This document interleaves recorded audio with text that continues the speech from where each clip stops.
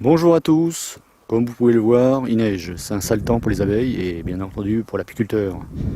Donc il n'y a rien à faire au rucher par ce temps-là, il faut laisser les abeilles tranquilles. C'est même pas la peine de dégager les entrées.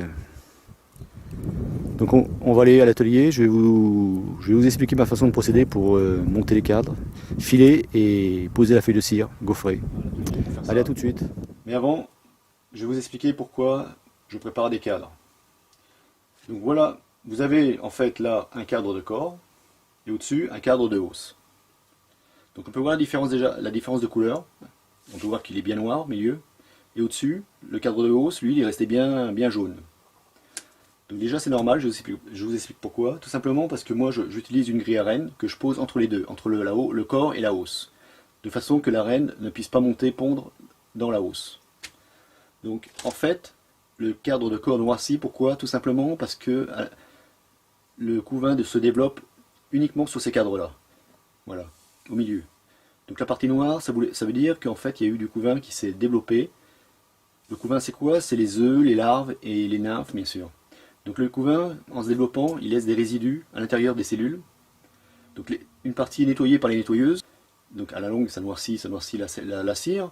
Mais aussi le problème c'est que la nymphe elle laisse un cocon à l'intérieur de la cellule, ce qui va réduire la cellule. Donc c'est pour ça que tous les ans, je remplace minimum 2 cadres par ruche, de façon à enlever les cadres les plus noirs. Donc en même temps, pour l'hygiène de la ruche, c'est très intéressant parce que ces cadres-là, en général, ils accumulent tous les résidus de traitement anti-acariens et en même temps aussi des spores de maladies. Donc et ceux qui sont en rive, bien sûr les plus noirs, ils ont souvent de la moisissure, donc il est conseillé de les remplacer. Donc je fais cette opération lors de la visite de printemps en général. J'enlève les vieux cadres et je mets 2 cadres neufs à étirer et ces cadres-là en fait ils sont construits très rapidement et la reine elle pond aussi très rapidement. Donc pour faire ça il faut un cadre en bois. Donc là le cadre par contre là je le fabrique pas, moi je l'achète déjà monté. Bon je m'amuse pas à le fabriquer parce que déjà ça prend du temps et je suis pas équipé pour. Donc moi ce que je fais, je pose uniquement le fil en acier inoxydable qui va servir d'armature pour maintenir la feuille de cire à l'intérieur. Voilà. Donc c'est ce qu'on va voir ensemble. Donc il faut un cadre, il faut aussi une feuille de cire gaufrée. Donc la feuille de cire gaufrée, elle est façonnée par le cirier. Il va la façonner il va déjà imprimer les alvéoles dessus. On peut voir la forme des alvéoles. Donc par contre, c'est les alvéoles pratiquement d'ouvrières et des alvéoles pour récolter le miel en fait. C'est pas trop des alvéoles pour du couvain de mâle. Donc pour ça, moi j'utilise des cadres spéciaux. En fait, j'utilise des cadres avec uniquement une demi-feuille de cire de façon que les abeilles puissent en dessous compléter avec des cellules de mâle. Avec une demi-feuille de cire gaufrée, on va voir s'il a été construit. Oula, oui, j'ai l'impression. On voit donc la première zone, la première partie du dessus, c'est la feuille de cire. Et là, celle du bas, c'est la cire qu'elles ont construit elles. Donc on peut voir que c'est que des cellules de mâle. Voilà. Donc je fournis moi au cirier, je fournis des blocs de cire brute. La cire brute, c'est la cire en fait d'opercule que je récupère en fin d'été. En fin d'été, une fois que les abeilles ont léché les opercules. Donc là, elles vont nettoyer toutes les opercules, elles vont enlever toutes les miettes, les gouttelettes de miel fixées sur les opercules vont être enlevées. Donc il ne restera plus que la cire propre, sèche. L'opercule, c'est quoi? C'est la fine pellicule qui bouche l'alvéole une fois que le miel est bon à être conservé, c'est-à-dire que le taux d'humidité est en dessous de 18%. Ils sont bien nettoyés et bien sèches, moi je les fonds. Et voilà, ça me donne des gros blocs de cire comme ça, de la cire brute, que je donne au cirier. Le cirier, lui, il va la traiter, il va la fondre, il va la traiter, la purifier, et avec, il va façonner des feuilles de cire gaufrées comme ça, voilà, coupées à la dimension de mes cadres. Donc là, c'est la dimension d'Adam en fait, c'est une feuille de cire d'Adam en fait. Donc là, maintenant, on va voir comment on fait pour poser le fil. Donc pour faire ce travail là j'utilise Bon, il ne faut pas beaucoup d'outillage, mais j'utilise, il me faut déjà des petites pointes pour mettre à chaque extrémité du cadre. Il me faut aussi du fil d'acier inoxydable. En fait, le fil va servir d'armature à la feuille. Il me faut une petite planchette pour souder ma feuille. Il me faut un transeau, bien sûr. C'est un 12 volts. Voilà, c'est combien? C'est 12 volts, 2 ampères. Donc c'est vrai qu'il n'est pas très puissant. Mais bon, moi je fais en 2 parties, donc ça va largement. En fait, le transeau il va servir à chauffer mon fil. Une fois le fil va chauffer, il va faire fondre la cire, il va rentrer dans la cire, la feuille de cire.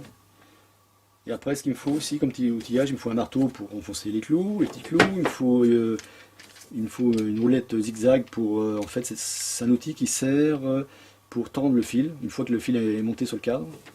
Il me faut aussi une petite pince plate avec plat pour tenir les 2 petits clous que je vais mettre à chaque extrémité du cadre pour maintenir le fil. Il me faut une pince coupante aussi pour couper le fil, une fois que j'ai terminé de monter le fil. Et un tournevis qui va me servir à gratter la rainure dans laquelle je vais emboîter ma feuille de cire. Voilà. Donc je vais commencer à nettoyer ma rainure. Donc la rainure, sur la tête de voilà, le cadre est comme ça, il est à l'endroit là, on appelle ça la tête de cadre. Et sous la tête de cadre, il y a une rainure pour emboîter la feuille de cire, ici. Là. Donc dans cette rainure, on a percé des trous pour passer le fil, et souvent il y a des copeaux qui sont restés au niveau des trous là. Donc moi ce que je vais faire, je vais passer mon tournevis à l'intérieur.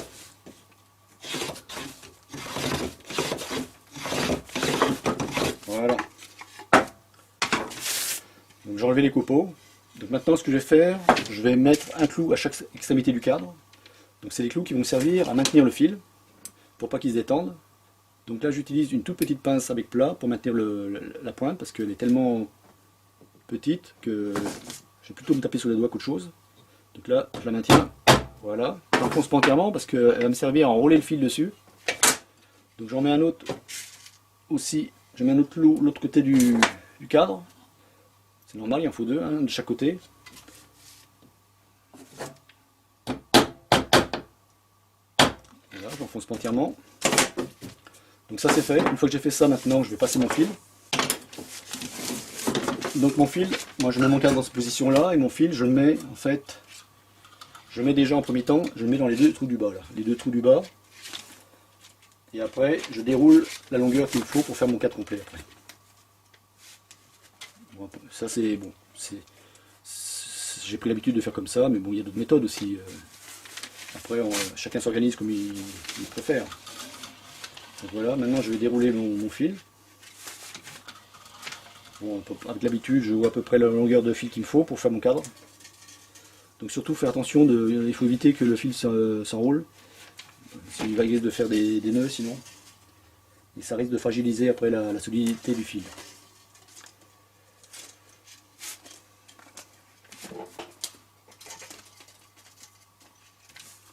Donc je passe dans tous les trous du cadre.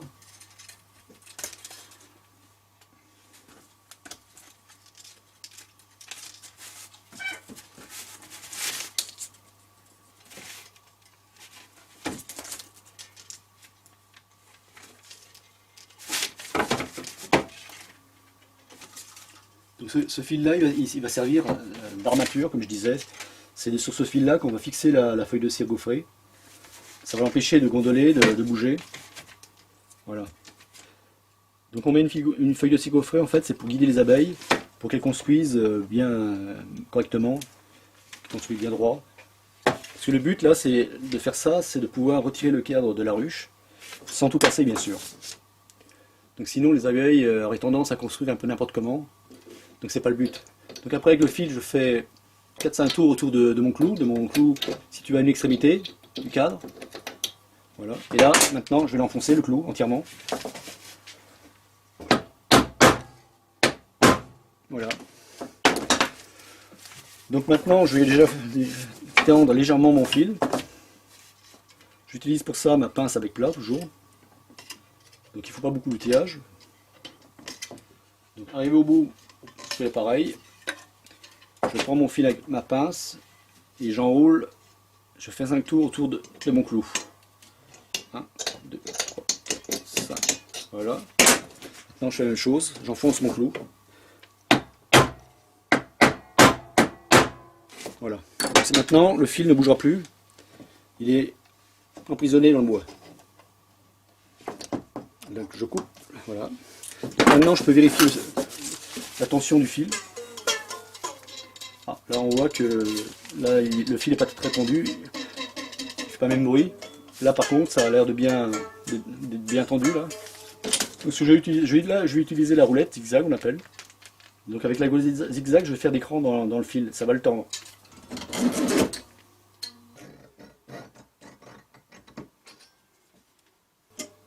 Voilà. Bon là j'en fais mais léger là, je ne force pas trop. J'appuie pas trop sur la roulette. De façon à ne pas cintrer le bas du cadre. Voilà. Donc le fil est tendu, on peut voir que le bas du cadre n'est pas cintré là. Il faut faire attention à ça, si on tourne de trop les fils, ça risque de déformer le bas du cadre. Donc là c'est fait, donc je rebloque mon fil. Maintenant je vais passer à la feuille de cire. Donc la feuille de cire, je vais la mettre dans la rainure là. Elle va rentrer dans la rainure. Je vais utiliser ma petite planchette pour souder le fil sur ma feuille de cire. Voilà, on rentre dans la rainure.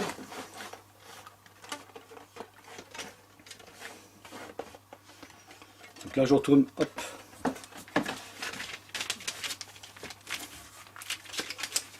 Voilà. Donc là le fil toujours apparent au-dessus, de façon qu'en le chauffant, il rentre dans la feuille de cire.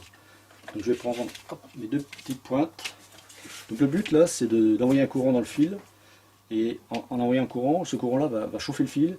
Et le fait de chauffer le fil, il va fondre la cire et le fil va descendre dans la cire, dans la feuille de cire. Le but c'est que le fil reste au milieu de la feuille de cire. Donc je vais mettre. Donc moi je fais ça en deux fois. Il y en a qui se branchent à chaque extrémité du cadre et ils font tout le cadre en même temps. Moi je préfère faire en deux parties. Donc je me mets à une pointe et je me mets à la moitié du cadre. Et j'attends. J'attends que le fil il rentre dans la cire, dans la feuille de cire. On va voir. Tout doucement. Voilà, on peut voir que déjà, par rapport à côté, là, on peut voir la différence. Là, on voit plus le fil. Donc je vais faire la même chose de l'autre côté. Donc je me mets à l'autre extrémité, à l'autre clou. Et je reviens au milieu, là, hop. J'attends un petit peu.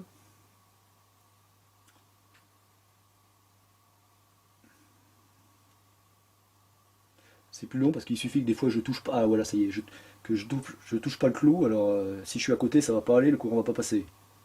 Donc là, le courant passant dans le fil, il chauffe le fil et en chauffant, il fait fondre la cire et il rentre dans la cire, dans la feuille de cire. Voilà, là on voit bien qu'il. Hop. Voilà.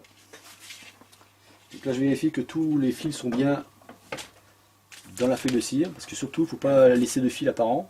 Parce que sinon, elles ne voudront pas élever le couvain s'il y a du fil qui reste apparent, les cellules vont rester vides. On va voir après des lignes de cellules vides. Ça ne va pas faire joli. Je vais vous montrer une photo, il y a une photo dans un bouquin qui est pas mal.